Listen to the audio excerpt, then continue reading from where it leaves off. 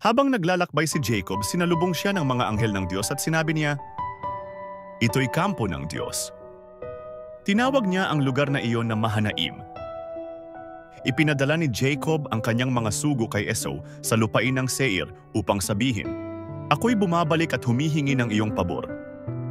Bumalik ang mga sugo at nagsabing paparating si Esau na may 400 na lalaki. Natakot si Jacob at hinati ang kanyang mga kasama kawan at ari-arian sa 2 pangkat upang kung salakayin ng isa, ang isa'y makatakas. Siya'y nanalangin, "O Diyos ng aking ama na si Abraham at ng aking ama na si Isaac, Ikaw ang nag-utos na bumalik ako. Ako'y hindi karapat-dapat sa lahat ng iyong kabutihan. Iligtas mo ako mula sa kamay ni Esau." Bilang paghahanda, pinili niya ang maraming hayop bilang handog at ipinadala sa unahan, may pagitan ang bawat grupo.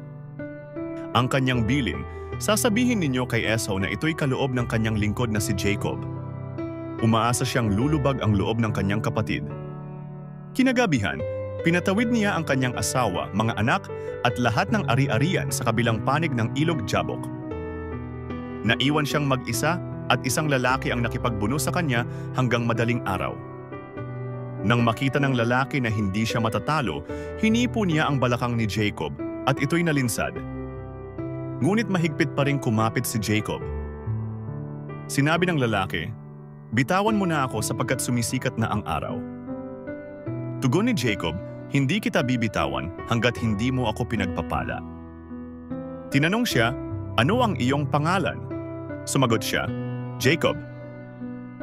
At sinabi ng lalaki, "Hindi na Jacob ang pangalan mo kundi Israel, sapagkat nakipaglaban ka sa Diyos at sa mga tao at nagtagumpay ka."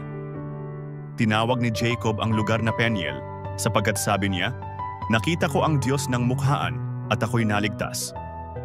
Sa kanyang paglakad siya'y pilay dahil sa kanyang balakang.